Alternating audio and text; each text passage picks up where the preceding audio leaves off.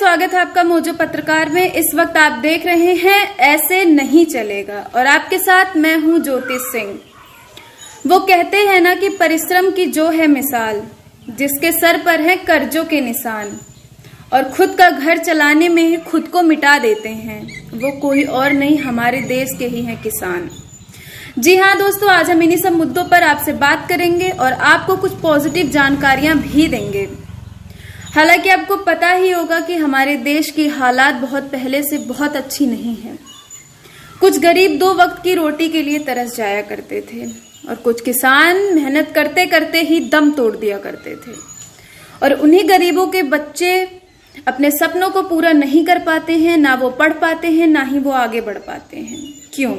क्योंकि वो बचपन से ही सिर्फ प्रयास करते हैं कि उन्हें 2 वक्त की रोटी मिल जाए, उन्हें 2 वक्त की रोटी मिल जाए, वो अपनी भूख मिटा पाए। लेकिन आज की डेट में एक गरीब भी अपने हक के लिए लड़ना जानता है, एक किसान भी अपनी मेहनत का फल मांगता है और उन गरीबों किसानों के जुबान पर भी सिर्फ एक ही नाम रहता है, ऐसे नहीं चलेगा। ऐसे कब तक चलेगा? हमारे बच्चे कब तक ऐसे भूखे मरेंगे? हम कब तक ऐसे गरीब रहेंगे?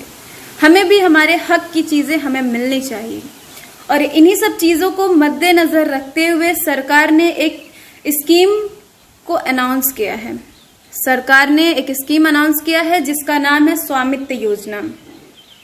लेकिन अब सवाल ये भी उठता है कि इस योजना का क्या है मतलब? ये योजना किसके लिए फायदेमंद और किसके लिए हानिकारक? आखिर ये योजना किसके लिए बनाई गई है? मोटे तौर पर सरकार ने साफ जाहिर किया है कि ग्रामीण भारत में रहने वाले लोगों के रिहायशी मकानों, इमारतों का लेखा जोखा किया जाएगा, जो अब तक नहीं हो सकता था, और इसको ऑनलाइन किया जाएगा। इस योजना से देश के गांवों में लोगों को उनकी आवासीय जमीन व मालिकाना हक दिया जाएगा, तो वहीं किसानों समेत गांव वालों को उनका हक दिलाने के लिए कई तकनीकों का इस्तेमाल भी किया जाएगा, जिसकी वजह से वो उनको उनकी संपत्ति और उनके हक की ज़मीन मिल पाएगी जिन पर कोई और हक जमा कर बैठा हुआ है।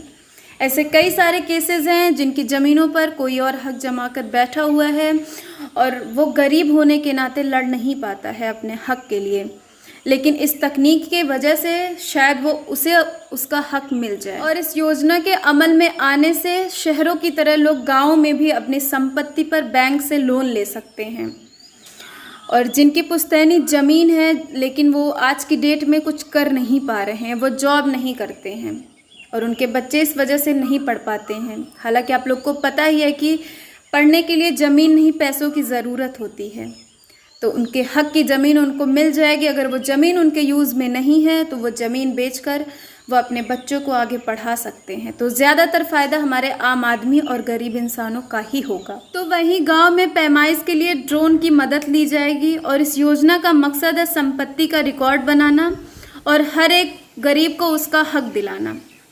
और मेरे साथ साथ आप लोग भी सरकार की इस योजना को सपोर्ट करिए।